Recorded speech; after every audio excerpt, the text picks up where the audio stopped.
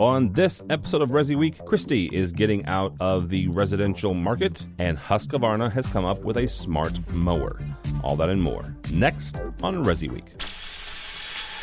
The network for the AV industry. What are you listening to? This is AV. This is AVNation. This is AVNation. This is ResiWeek, episode 28, recorded Friday, August 12th, 2016. Robots versus Dog Suprise. ResiWeek is brought to you by our fine group of underwriters, companies like Access Networks. This is ResiWeek, the weekly look at the residential market for the AV industry. My name is Tim Albright. I am your host. With us this week is Stephen Bronner from Pro Audio Georgia. Good morning, good afternoon, sir. How are you? Good afternoon, sir. I'm doing outstanding. It's a beautiful day in Georgia. Georgia's one of those states that you can pretty much have a beautiful day most days. So, yes, it is. Couple days a year it ices. Couple days a year it's crappy, but the rest of the time it's pretty nice. So, yes, it is. Speaking of nice all the time, Mr. Uncle Richie from the beautiful Bay Area. How are you, sir? Mellow West Coast greetings. I was thinking on the last time state of control. I was in the other time zone, but I'm back from vacation and back at the office. Glad to be here.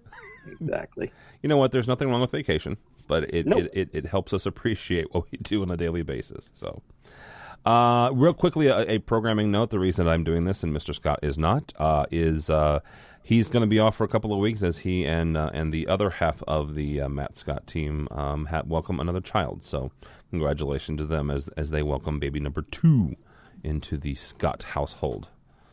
God help us all. All right. Sorry. This one came out of nowhere, at least for me. You guys may have heard about this or saw this coming down the pipe, but I did not. This is from our buddies over at CE Pro. Christie Digital is halting their residential business and getting rid of 100 people, including George Walter. This is from our buddy Julie Jacobson. Quote, unquote, in the past few weeks, the company has gone through a major restructuring, laying off 5% of its workforce and apparently backing off from the consumer market, at least for now. Walter was a victim of the restructuring, and Jeff Kloss, the VP who hired him, has also left the company. Guys, we are 1 month out of CEDIA, so let's talk about this for a second. Stephen, from your standpoint, what does this do for the market? Is Christie a big enough player in the market that this is going to have an impact? Nah, I don't even think we'll notice. Okay. Honestly, it's just another booth at CEDIA. Christie is huge in the commercial market. I don't see them ever backing out of like Infocom or a location like that. But in the residential market, I don't think that we'll really notice. It was a great idea. Hey, here we have the top commercial projector company. They're according to the article, that 40% of all 4K changeovers for theaters went to Christie. That's a huge market share, and I don't knock them for giving it a shot, but our market is really saturated with not only great products, but great products at a really good price. And so I think that it was a good decision that they back out for now. Maybe later they come in, do more of what digital projection does, where they have their high-end commercial lines, and then they have some entry-level products. I think that was Christie's biggest downfall is they never went after that midline market. They only wanted that top, the top of the market, because they didn't want to come down on their price points at all. So hopefully, if Christie does come back, they'll come back and have products for everyone.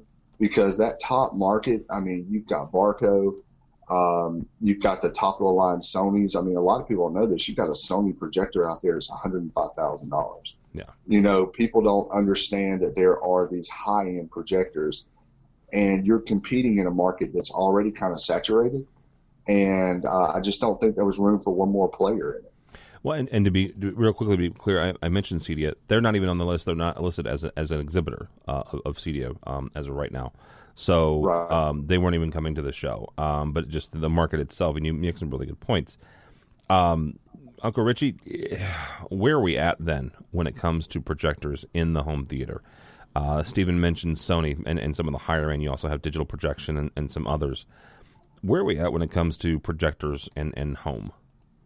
I think we're seeing just where the market's gone in general, and I've been talking about for years, which is a flattening of the middle market. You've got there's always going to be a need for a large screen format. I mean, you can only get a physical device so large before you can fit it through a door. There is a certain point where, a 200-inch screen, unless you can fold it up, roll it, and put it under your arm, and then unroll it on the wall. OLED. At some point. Sorry. Exactly. But you bring up a good point. The other technologies are emerging where even just 5 or 6 years ago, let's say 8 years ago, you were spending about $1,000 an inch on a plasma display, or an LCD display. I mean, we were pushing out 103-inch displays at the tune of $105,000 each. Great image, weighed close to 400 pounds. There was a whole lot of issues that occurred with trying to get a large-scale direct view screen. Technology's changing; they're getting lighter. The cost, and I mean, really, it's the cost factor. When somebody's making a price comparison, when they're originally looking and saying, look, the largest we can get you is a 65-inch display. By the way, take a look at this 10-foot screen. It was a lot more compelling, even in a multi-purpose room. Fast forward now, and, a couple of things. I mean, obviously, the dedicated home theater is a great concept, but in most installations, if you actually see what's being put in, they're multi-purpose rooms. They're large rooms, a lot of ambient light, and they're catered to multiple uses for a family's lifestyle as opposed to a dedicated room. I think there's always going to be the call for the dedicated viewing room, just like there's a call for the dedicated listening room. But they are becoming fewer and far between because of people's lifestyle choices. And even just construction. If you look at the way that houses are being built from a spec standpoint, they will plan now the bonus room or a media room, quote unquote, or whatever they wanted to call it at this point.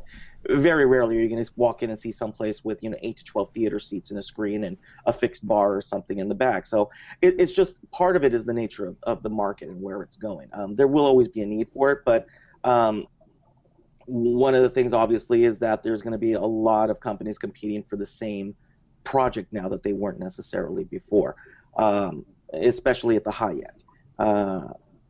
I think that for Christie themselves, they've always pushed as a best-of-breed solution. Fantastic projectors. We had put them in for years. In fact, we were using the commercial cinemas in our commercial projectors in our residential installations.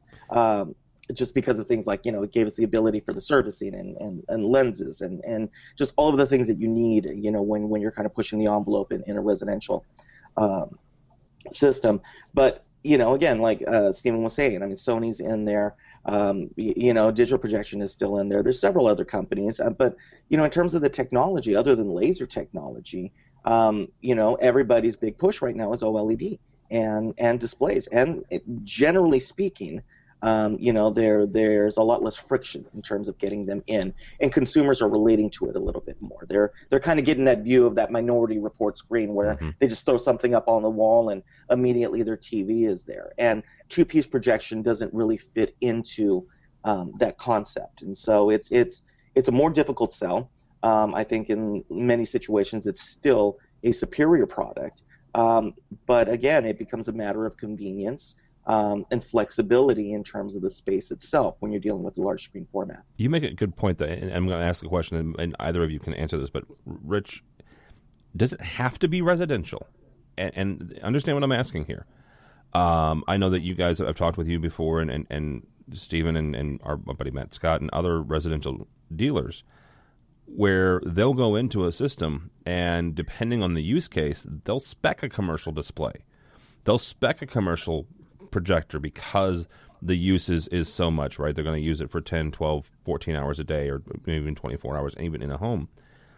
Does it have to be residential? No, you don't have to. That's the thing. In our industry, a lot of times people have, and I see these articles all the time, build a system and put that system in everywhere. It's so profitable. You can be in and out. And the thing is that that's not how you treat a client. You walk into a client's project and you say, hey, you know what? You need this product. Now, I may not have used that product on my last 2 projects, but this product is perfect for you. When you start trying to fit your clients into your projects instead of your projects into your clients, you got business backwards. And so, yeah, if I walk into a project, and this has happened before, especially on large outdoor projects, where I've walked in and I've said, oh, this is a residence, but you want 20 speakers outside. No problem. I'm going to use a JBL commercial speaker outside, 70-volt outdoor speaker, and run these, and it's going to work perfect. And they come in, they go to a JBL, or they go to a Crown amplifier, and you're done. So yeah, the reason why some people are able to design systems better than others is because they don't lock themselves into, this is a residential product, this is a commercial product. No, it's not. It's a box with copper and other components in it, and you can use it however you want to use it. I mean, you got to think, how many times have you walked into a commercial location and seen a projector that was more suited for a small media room in a house than it was for a commercial project? But yet they only use that room twice a year. They do a PowerPoint presentation. Why not use that projector? You know, I mean, yeah, it's not a $60,000 commercial projector, but then on the flip side, they didn't need that. So you fit your projects to your clients, your systems to your clients, not your clients to your systems, and things work out. And I've preached that for years. And I've always wanted to get to the point where people stop doing cookie cutter systems, because, yeah, if you're putting up spec homes, that's a good idea. You know, hey, I'm in and out here. You've got 2 rooms of audio, a couple of volume controls, boom, you're done. But is that really a business model that we're shooting for? That's a good point. I'm going to put a counterpoint on that for a sec. I think that's a complete overgeneralization. Complete. Reason being is that there's the business side of this as well. And again, keep in mind that I primarily work with bespoke systems, so pretty much every one of my projects is a one-off. From a business standpoint, you also have to be careful about the partners who you work with. So that's a great saying, and that's a great concept, but the reality is with these smaller dealers, with these dealers who don't necessarily have the technical ability, with the dealers who are in markets where they're competing in much larger markets, say in the metropolitan areas or even in smaller areas where they're competing with the big box stores, you also have to be careful about where your product mix lies. And so am I against the cookie cutter approach? No, I'm not. Reason being is that it's still about making a profit. It's still about being able to present options. And the reality is that our current tech market and 100 million iPads sold every 2 quarters is based upon a cookie cutter approach, and then giving the user the ability to pick and choose an app and giving the consumer an option to be able to say, here's what we can support, here's what we can make sure you take care of, and also here's what we can maintain our profitability and be able to provide you in terms of a system. So I don't mean to jump on Stephen about that specifically, but I think that's part of the problem where the CEDIA channel is going. In that we are trying to become too individualized without necessarily the client base that we had 20 years ago. 20 years ago, I would have had a different conversation about it. But the reality is that if you look at our consumer base, they're not as interested in custom these days, and that's the reality. I mean, just take a look at all the products that are coming out. So I think that kind of tying back into the commercial and the residential side of things, that's great that you can say, look, I haven't used this twice or I haven't used this 4 times. But the question becomes, then how well versed are you in the product? And so part of it becomes a matter of, pricking your product line. And so if you're sticking with a residential line, you're sticking with a residential line because of the rep support, because of the factory support, because of, whatever your repair policies are, your accessibility. A lot of these dealers, let's face it, can't buy direct. So they're buying through distribution. That's another wrinkle in the whole process. And even more so with commercial, being a residential dealer trying to get commercial lines or commercial dealer trying to get residential lines. I mean, there are rules. And so I think we have to be careful in making sure that we also lay out for less experienced dealers, hey, look, this is kind of where you want to reach, but at the same point, make sure that when you're making a decision, you're playing within yourself between these two lines. I think Christie kind of found that out in that they have a lot of great commercial dealer support, but they just weren't getting the traction and what they were expecting from a residential dealer, because a lot of these guys weren't prepared to sell it the way that they thought that their commercial dealers would. And I think that's why they pulled out, is I think that they didn't quite understand the dealer base, not the consumer base. Because again, these Christies are still going, or the DPs are still going in, those expensive Sonys are going in, but it was a matter of cultivating that dealer base that they might have hit the mark. Let me ask you a question real quickly, and again, it's either of you. Is it based on, or could it be based on the? I guess the best way to ask this is the cost of the system, right? Because I understand Richie's point. I also understand Stephen's point, where you don't want to go in with a preconceived notion of what your customer wants. But if somebody has a $10 million house and they're getting ready to drop $250,000, $300,000 in AV, I'll take all the time in the world to bespoke a system. But if it's a $5,000, $10,000 job, back to Richie's point, you got to have certain things in place, right? Certain mechanisms in place to make yourself more profitable. Yeah, I don't disagree with that. You got to remain profitable. And when I'm talking about not doing cookie cutter systems, I'm not talking about the business model of the guy who's trying to do 200 jobs a year and he's just starting out and he doesn't have access to lines. I'm talking about guys like Richie and myself and Matt Scott and other guys who we're designing systems and we're doing custom installation, and that's not our client. Sure, we do $5,000 jobs. We don't turn our nose up at anything, but the thing is that you have a goal, you have a direction that you go. And I don't know a single top-end integrator that didn't start off doing mostly $5,000, $10,000 jobs. You got to start somewhere. You have to build a client base. But the thing is where are you trying to go with that? And what I'm referencing is, yeah, you've got guys out there that are doing these, $5-10 million homes that every single one you walk into is exactly the same. And then what happens is they call guys like me to come in, and in my area here, I'm they refer to me as like a problem solver. Nobody else can figure this out. Let's call Stephen, let's get him in here and kind of think outside the box.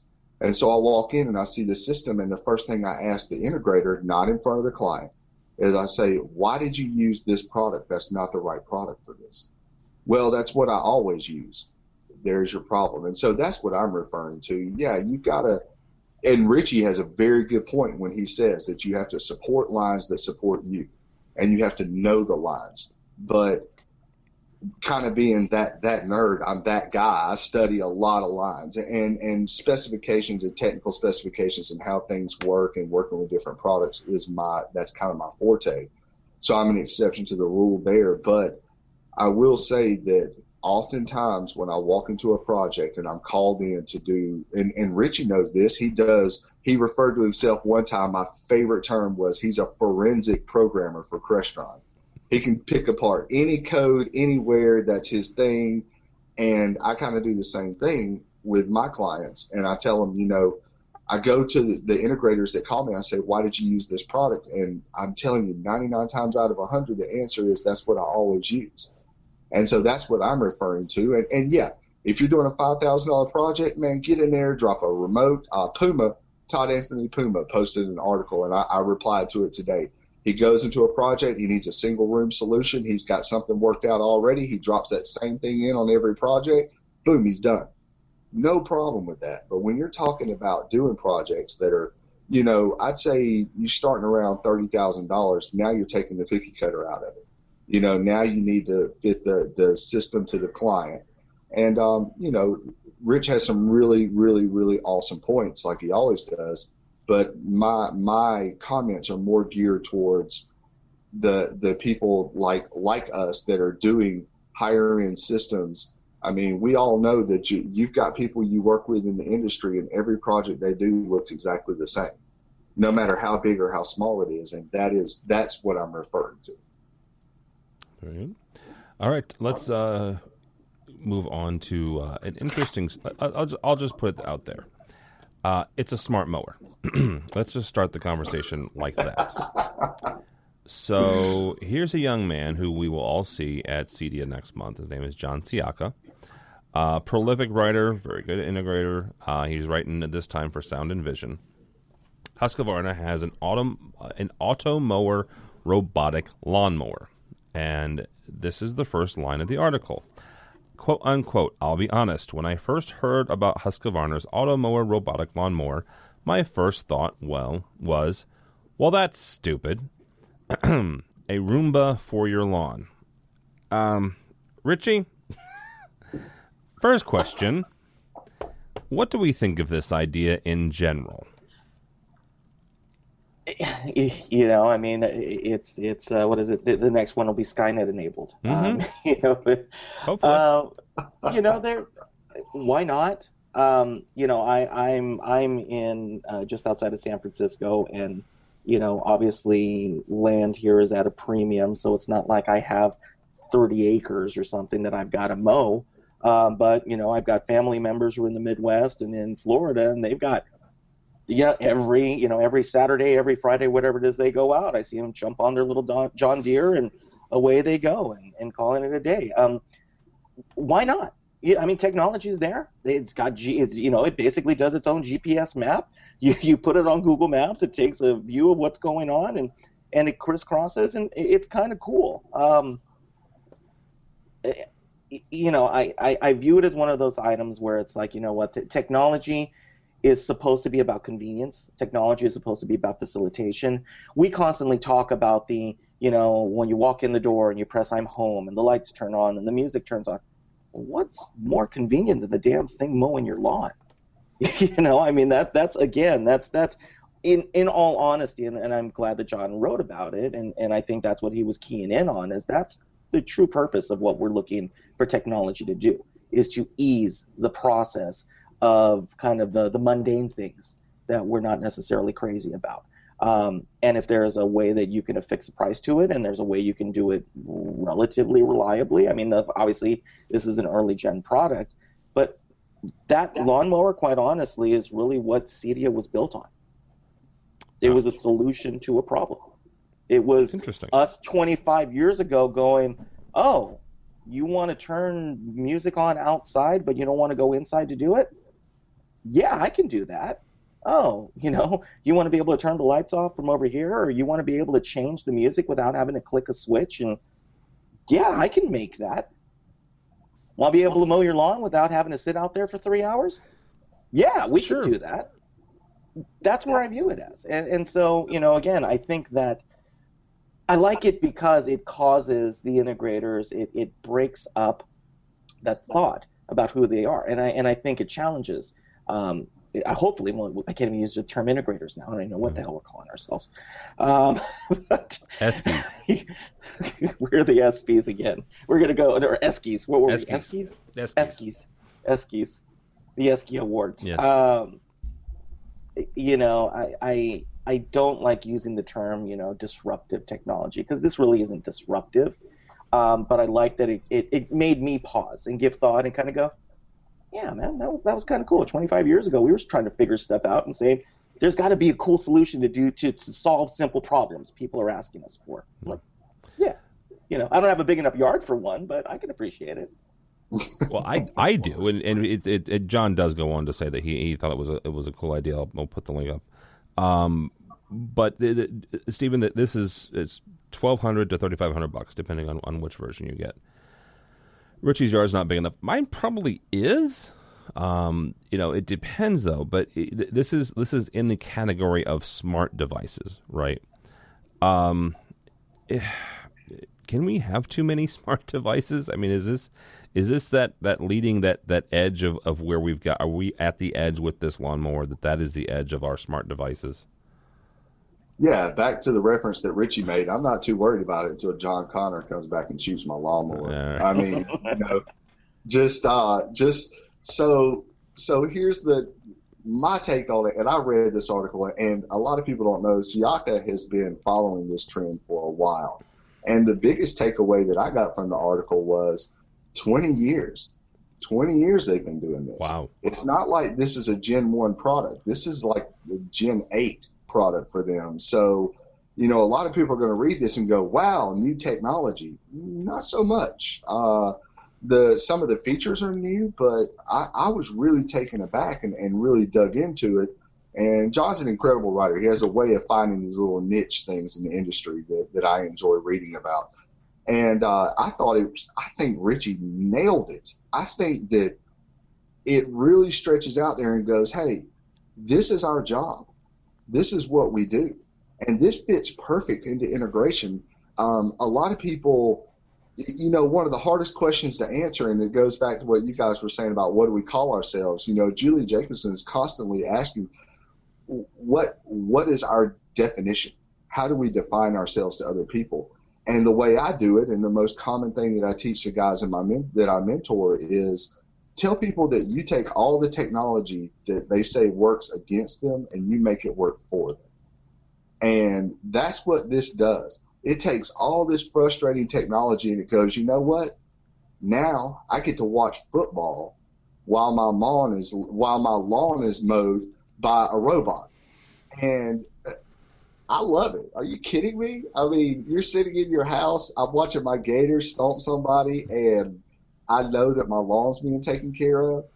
The flip side is anybody that's ever cut their lawn, they know good and well that lawns are not that predictable. No. You can get a limb in your yard. Your kids can leave a Frisbee in the yard. And I'm sure that they've worked out, some of the details, but I would be interested to see how this thing handles my yard. I have 4 kids, 2 dogs, and I would be interested to see what kind of condition this thing would leave my yard in. Now, we keep it pretty straight, but what does it do if there's a bicycle in the yard? There's questions I have, but I thought that this was so neat because now we can go to our clients and have an intelligent conversation and say, hey, you know what? Now, the truth is most of our clients have lawn services. I mean, that's just the truth of it. I would say easily less than 20% of my clientele mows their own lawn. Yeah. But if they have a small lawn and they want to give this a shot, or even a medium-sized lawn, and they want to give this a shot, I can go to them and say, hey, check out this technology. What it does, reading and knowing this kind of stuff, it doesn't necessarily give us something else to sell, but what it does is it keeps you as the expert. You should always be the technology expert in any conversation, not a know-it-all, because God knows I don't know it all, but be the expert. If I have not only having the answers, but knowing where to get them, if I have a restaurant situation I'm in and I'm really over my head, I'm calling Richie. If I have other issues, Matt Scott and I trade information all the time. He'll call me, I'll call him and say, hey, I'm stuck on this. But when your client is sitting there and they're talking to you about technology and they ask you a question and your first response is, I've never heard of that. Now you're not the expert anymore. So knowing this kind of stuff, it's not something else to sell, but it definitely increases, for lack of a better way to put it, your street cred with your clients. When you can say, oh, yeah, by the way, have you heard about, here's a guy driving a Tesla with a Maserati sitting in the garage that he drives on the weekends for fun. And you tell him, oh, by the way, did you hear that there's a $3,500 Husqvarna that'll mow your lawn while you sit inside and watch football? Those kind of guys, they love those conversations. Yeah. They love them. And so I think that that's where this fits in. I think it's an awesome idea. I'd love to try one. I'm going to talk to John about how it works this year at CEDIA because I'd love to see, hey, have you left a doll, or have you left a dog surprise in your yard? How does it handle the dog surprise? But I think that this is a really cool product for us to talk about with our clients, much like smartwatches, things like that. This is another product where we can go to our client and say, hey, Mr. Farr, guess what? There's this new toy out here. Check it out. You're really going to like it. And the next time he calls you, he goes, man, I looked into that lawnmower. That's great. So now you are the tech guy. And I use this story a lot. I've had clients call me, two different clients call me before they bought alarm clocks. I mean, our clients are call us. I have clients all the time that call me before they buy a new cell phone. You know, why? It's not because I'm a cell phone expert, and it's not because I know anything about alarm clocks. I use my cell phone as an alarm clock. But it's because we are the technology experts, and when it comes to toys and it comes to things with wires and batteries, your client should always think of you first. Very good. And I'll steal another one of Uncle Richie's sayings, and he's called himself the digital concierge before. So, and he can do so again now. So that's good. All right, guys, that's going to do it for us. Uncle Rich, thank you so much, sir. Rich Fregosa from Fregosa Design. Happy to pitch in. And let's see, I will be seeing you in 30 days or so. 30 days, you can also find me on the Twitter at rfregosa. You can also find us at Fregosa Design. Coming up in the next 30 days, you'll be seeing my name in print coming up for CEPro.com, and also as one of the CD tweeps again this year. So I'll post my code because I always forget what my code is. But you can register for free with good old Uncle Richie. Yeah. Send me your code so I can put it on the page's website. So sounds good. All right, Stephen. Thank you, sir. Absolutely. I got to get me one of those fancy screen labels made. You do. Like Uncle Richie has. I'm waiting for Steven to just get a piece of paper with marker and just hold it the entire time under. I have been known to use my props. So, you can find me on ProAudio_GA on Twitter, Pro Audio Georgia, over here living the life in the beautiful state of Georgia. Look me up. I'm easy to find and hard to forget. That is for certain. That is true. First, I will never forget the first time I met Stephen. I'll just put it that way. All right. Don't follow me, but go by the website, AVNation.tv, AVNation.tv. You'll find this program and a host of others. We have a commercial version of this program called AV Week. We also have State of Control, which we have Rich on most of the time. An education show, and all sorts of other ones. Also, we talked about Cedia a little bit today. We're going to be there. We're going to have our Tweet Up, which is our networking event. It's going to be Thursday of the show, which is Thursday, September 15th, from 4 to 6 in the Beer Garden. If you went to Cedia last year, it was way back in the back, and I've been told by the people from Cedia that there will be a mechanical bull in that area. Just going to put that out there now. We will have beer before you arrive this time. Yes. I'm not going to promise anything. It wasn't. We had nothing to do with the fact that the beer was late last time. So let me get this right. They're going to provide beer and a mechanical bull? No, we're going to provide the beer. They're providing the mechanical bull. Oh, this is going to be awesome. And I don't know who's providing the insurance. So leave that there. Otherwise known as the AVNation Sea of Bad Decisions. Yes, indeed.